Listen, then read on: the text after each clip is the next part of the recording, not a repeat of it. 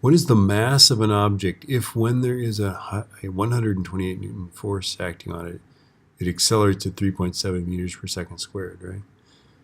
This is sort of an interesting question, right? Because if we, on Earth, to find the mass of something, we assume that gravity acts on it. And so what we do is we put it on top of a scale, right? And the scale has a little pan on it. The scale basically measures the force that gravity holds it down against the scale with, right? If you're out in space, how would you find the mass of something? Because gravity's not going to press it against something. There's not going to be any weight, right? And of course, you could exert a known force and measure the acceleration, right?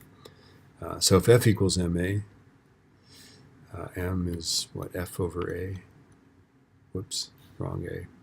So the force is 128 newtons over 3.7 meters per second squared, divided by 3.7. This is 34. The mass is 34.6 kilograms. We only have 2 sig figs, so I guess it's about 35 kilograms. I'm looking at the answer at the bottom of the page there. How do we get kilograms? Let's see. Remember, a newton it's 128 kilogram meters per second squared divided by meters per second squared. So meters per second squared goes the way of the bison, right? That's sort of sad. I really shouldn't say that. And the bison have made a decent comeback. Okay. So then you end up with kilograms, right?